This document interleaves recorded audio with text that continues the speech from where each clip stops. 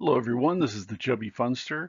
I wrote a one-page dungeon about 10 years ago and I converted it to Shadowdark when the Kickstarter started skyrocketing out of control so that people would have more dungeons to play with the quick start rules.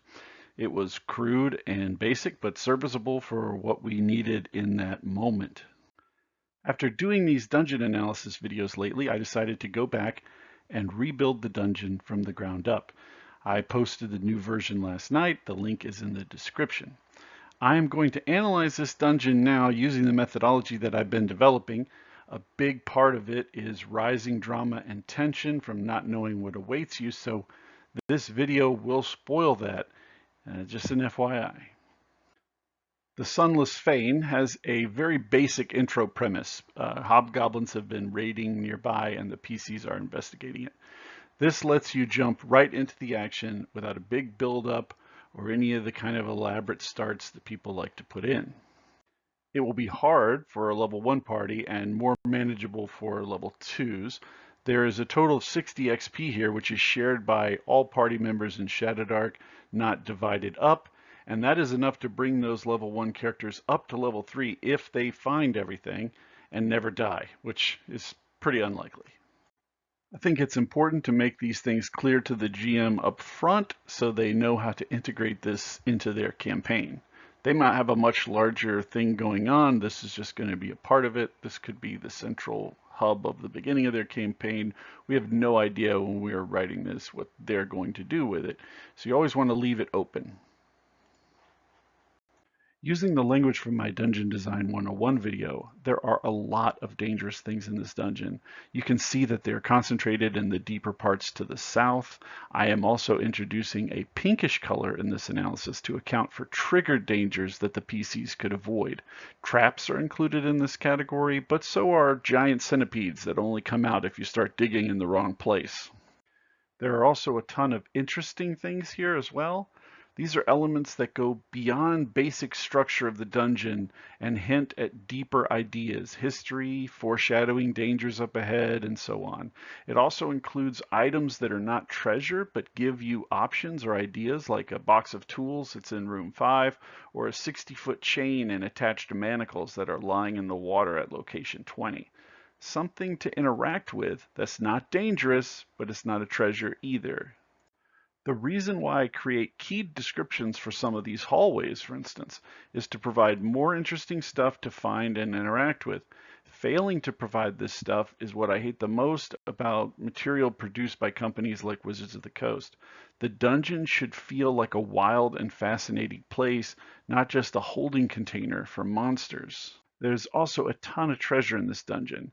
Many of these are very hard to find, so I created a secondary category here as well. For example, the treasure in room 9 requires that you descend 225 feet down a well. For obvious reasons, items behind secret doors or similar obstructions are in the hard to find category, even if they're just lying out on the floor once you get through the secret door. I think that it's important to include a lot of treasure in a dungeon, but make a lot of it very challenging to acquire so that players who go the extra mile are rewarded. And different parties might find different signs of treasure. Everything could be different each time you play. I'm also including multiple dots in some cases because of how Shadowdark does treasure XP. For instance, there's 3 dots in room 8 because there are 3 different ways to gain treasure XP in that room. A party might only find some of them. The Sunless Fane is a zone dungeon with 4 zones: the entryway, the temple, the dead, and the living, although there are a few crossovers in those deep zones. You can see the 2 deep zones have a lot more danger than the entryway or the temple. That's where the best treasure is located. You want to create a sliding scale of danger, risk, and reward as they delve deeper into the structure. Let's start with the entryway zone for analysis. This zone is safe in Shadowdark terms, which means there are no random encounters. The hobgoblins here have killed everything else, and they built a wall in room 5 to prevent any intrusions. But after the PCs kill the hobgoblins, the GM needs to switch this to an unsafe area, which results in random encounter checks every 3 rounds. Remember, Shadowdark has an always-on initiative system where people move every round rather than talk about things abstractly and then only track time when combat erupts. This is really interesting because it lets players kind of get lulled into a sense of security and they separate. Then when a combat breaks out, they realize, oh, we need to stay closer together. So there's an advantage and disadvantage to running it this way. I like Shadowdark for that respect, but I do recognize there are drawbacks. Room 1 has a statue of this defiant guy in a leopard pelt. This is your first clue about the ancient history of the dungeon, but it's not much. There's also a ton of sensory content here, smells, sounds, and so on. I feel like that creates a lot of player immersion. Room 2 is the sleeping area for the hobgoblins. They've drawn a crude map on the wall in chalk and have a few notes about the area that could be interesting, and they have some basic treasure. They should also be aided by the hobgoblin that's in room 3. Room 3 is a waste room, foul and nasty, and we caught a hobgoblin in the act. One of my repeated criticisms of Phandelver is that the dungeons would often have well-prepared enemies right at the entrance, particularly for level 1 characters or new players or both. I would not do that. So this dungeon entrance is designed to let the players get the drop on the hobgoblins and establish a beachhead of sorts. Rooms 4 and 5 round out the hobgoblin area. They built a wall to block off the deeper denizens from getting in, and they have some looted treasure and equipment. I like to drop tools and gear on the players early on to see what they can do with their imagination. What could you do with a blacksmith's tongs or a handsaw? You want players looking beyond their character sheets and imagining themselves in the world, exploring and solving problems with their minds, not with the special abilities they have on their sheet. The temple zone has some scattered enemies, but the intent is to draw the PCs in, get them psychologically connected, make them want to keep exploring. There's 23 experience and treasure here. That's more than enough to get the PCs to level 2 if they start out at level 1, or most of the way to level 3 if they started out at level 2. The double hallways at location 6 are designed to build up foreshadowing. Each of them has some clues that the hobgoblins went this way and got trounced. Again, smells and visuals should be played up to make the players feel like they're crossing over a threshold from the safe overworld into the dangerous underworld of the dungeon. Room 7 contains a cave creeper that killed some of the hobgoblins. This is a carrion crawler for non-Shadowdark players. It's a mutated and stronger than typical version. Notice the environmental descriptions here. Overpowering ammonia smell, eyes watering, greenish white cocoon slop on the floor. This is the kind of stuff that Wizards of the Coast typically neglects, and their dungeons often suck as a result. Room 8 is the reward for getting past the cave creeper. It's a powerful remnant of the ancient temple with the ability to give out temporary and permanent boons. Lots of XP to gain in this room, but it requires some sacrifice. Note that in Shadowdark there is no search skill, so you have to actually say, I checked the wall behind the statue for anything unusual, and then you find the loose stone. This old school approach makes the PCs engage deeply with the environment and really puts their minds inside the game. Room 9 is also designed to build up the power of the location. Wall tapestries depict a leopard pelt guy again, this time on a throne of skulls. And there's a well that seems to lead down to the underworld itself with a light at the end. I try to give players a sense of wonder, to give just enough clues for them to start using their imagination, and then let them go. Room 10 is similar, this time with a black volcanic rock memorial wall covered with the names of the dead, and a domed ceiling painted to make you feel like you're already buried, and a book describing rituals to preserve and protect the dead. What would you think as a player finding and exploring this place? Room 11 is just a connecting hallway. A lot of people might leave this empty or not even write a key for this location, but I create entries like this to keep building up the site and make it easier to telegraph door information to the GM. So if the PCs enter the hallway from either direction, the GM can now easily see how to describe the next door they're going to go through. I hate it when you have to flip through two keyed locations to understand how a particular door works. Now room 12 is only accessible by a secret door, and we'll get to that in a second, but I wanted to create a feeling in this area like it hasn't been touched in a long time. Thick dust, dark clumps, a white gloom. I also dropped some mundane gear on the ground, a shovel, a pickaxe, just to, again, add ideas to the players' minds about how to solve problems. Then the PCs open one of these treasure chests and they get a hell of a surprise. A level 5 monster, unique to this dungeon, that literally grabs them and tries to choke them to death. I think this kind of stuff creates great memories and moments for the group, but it also adds to the fear of you don't want to be wandering around this place by yourself, not even a room with, treasure supposedly nobody's even been here for a while. Anywhere you can get killed. Room 13 is where you get through that secret door, but it's packed with black ant swarms. This is another unique monster for this dungeon. It's just a weak version of the spider snake swarms that are in Shadowdark. But this is a secret door that I think is fairly easy to find. I wanted to make it that way so the PCs will be vigilant about searching for them and searching for other hidden stuff. Room 14 is a major transit point in the dungeon, a wide open hall with a plaster ceiling that has been falling apart for some time, and a lot of columns. Note that even with 5-foot squares, light sources will not illuminate this entire room, so there's going to be a sense of vulnerability. There's a lot of doors here that creates a lot of options for the players as well. Room 15 was designed to hint at the evil that was once committed in this place. Everything up until now has been pretty standard, nothing truly chaotic, but here we have 6 pits where they threw the dead bodies of perhaps 100 humanoids. The ceiling is painted to resemble the night sky. Why? What happened here? That's what we want to evoke in the players' minds. Room 16 is an antechamber with evidence that this evil was being supervised by the priestly class. And room 17 is another central transit point. Here we have a little bit of light coming down during the day. There's a magic item that you can basically pick up for free here. It's in the Shadowdark core rules and it lets you fly short distances in shadowy areas. There isn't a ton of verticality in this dungeon, but there are places where this would help. So that's the temple zone. Again, lots of movement flexibility and interesting things to learn about the temple. Remember that they're going to be making random encounter checks here, so as they move around, even if there's no monsters on the map, they're going to be triggering encounters every once in a while. There's risks to searching everywhere, spending a ton of time. That's a classic dynamic in old school play. So next, let's look at the Zone of the Dead.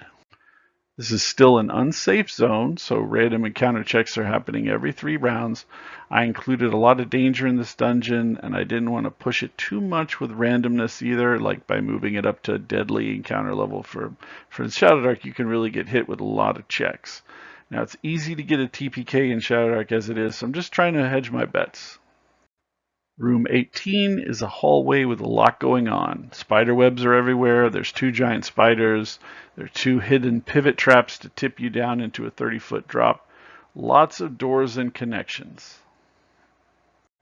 Room 19 takes the undead danger level up a notch with 5 ghouls. This would be a serious challenge and could easily kill a few PCs. I think it's important to occasionally hit the players hard like this so that they take this situation seriously. If every room is this deadly, it wouldn't be worth it coming down here. They're spaced out. You just got to make sure you're prepared. Remember, these characters are supposed to be people, not mindless war units. 20 and 21 build up the sinister feeling of the dungeon. There's manacles and chains, then a room stained in blood with a persistent hum and a huge stack of bones in the corner. What was going on down here? You want to keep building that up as much as you can. This isn't a video game. You want to make it feel like a real scary, evil place. Room 22 gives the players a chance to play a dangerous game, digging through the rubble of a cave-in. There's a huge treasure if they keep digging, but they don't know that, and there's a strong risk of attracting monsters due to loud sounds. Did they pick up the tools they made earlier in the dungeon? Do they have a shovel? Do they have a pickaxe? This stuff matters. Room 23 is just a single ghoul hanging out, talking to a wall. I think it's good to mix in rooms like this occasionally to create depth of the structure. Not every room should have critical importance. That's part of the whole logic behind spacing things out so the players can move around more freely rather than every single room being some crazy encounter. Room 24 offers you a dangerous bargain. You have a huge sarcophagus here. It's much larger than a human's. You want to open it, but do you open it? There's some great things in there, but there's horrible things too. 3 scarab swarms that burst out that could kill somebody almost right away. And room 25 is a formation of skeletons standing ready to do battle. I added some battle standards on the wall and some fixtures, some minor descriptions to make it feel a little bit more special. There's a lot of undead on this side of the dungeon. That's why I called it the Zone of the Dead, but there's a few insects to keep it spicy and a decent amount of treasure to extract. So let's wrap up with the Zone of the Living. Again, this is an unsafe zone, so most of the danger is coming from fixed encounters. 26 and 27 are not wildly dangerous, but they do have some vermin that can get you, and there's a bit of treasure and some useful bat guano. Remember, you need 3 torches every time you want to rest in Shadowdark to make a campfire, so being able to have 2 free campfires is a big deal. Room 28 is another room with a cave-in, but this one is much more unstable. It's possible for the entire thing to come crashing down, and we telegraph that with the sound of groaning rocks overhead. Now, this is also the only stone door in the entire dungeon is in this room headed off to the west, with a very high lock-picking DC. I'm hoping that draws in players like a moth to a flame. Because room 29 is an ambush. This is a unique white that I wrote up. It's much more dangerous than a normal white. Remember, in Shadowdark, they're only level 3, but this one is level 6, and it has 2 attacks. Ouch. There's also a secret door in here if the players can find it. And behind the secret door is room 30 with a tricky pit trap in the narrow entryway that the PCs are probably going to presume is a safe walkway. Always keep them on their toes. The treasure's worth it here though, lots of good stuff. Room 31 gets a little weird. It's part of a 2-room set. There's a total of 12 red worms that live here, and they move to support each other between the 2 rooms. This is another unique monster I created for this dungeon, although I did borrow the name from Carl Sargent. I added a lot of cool, creepy details. The room is covered in worm sludge, which can cause PCs to pass out. If they fall into it fully, they take 1 point of acid damage per round. So not only is this combat quite challenging, but there's an added environmental threat. Room 32 is the other worm nest, also covered in worm sludge, but it has a nice mithril blade, which reduces weight in Shadowdark. Room 33 is a connecting passage that will allow movement between the living and the dead sections. It's the home of 3 gray oozes, which are kind of in the middle, I guess, as well. They should be pretty well concealed by the moisture in the room, and the player's focus is probably going to be on the floor. Room 34 is a flooded curiosity with a great magic weapon hidden in muddy water. Why are there so many skeletal remains in this room? What happened? I just never provide enough explanation of that. I want the characters to be wondering and thinking about it. I want them to ask questions and try to come up with their own explanations. I think that's a big part of role-playing games. So let's review. I put a lot of deadly things in this dungeon. There's a lot of ways to die. But I created a lot of space between those dangers, and I added a lot of interesting things to interact with and explore. A lot of my criticisms of other dungeons is that they end up just being encounter after encounter after encounter. All of them are combat. There's tons of space here. You can move around. There are a lot of combats, but you can control and move around a lot of them. and I reward players when they engage in that behavior. I feel like the incentives for the dungeon are aligned with the kind of play I want to create. So what would I criticize if I wasn't the designer? This dungeon has no factions, there's no intelligent reaction force aside from the initial hobgoblins at the entrance, and there's very little verticality from the, maybe well or the surface access in room 17. But I feel like this dungeon is something that you come along and you're like, you can take your time, you can delve in deep. It's something that the players can dig into rather than feeling like it's some rival area. This is a true kind of like deep exploration dungeon. So let me know what you think of my revised version of the Sunless Fane. I'm going to have more dungeon analysis videos in the near future. That's all I got for today. Chubby Funster out.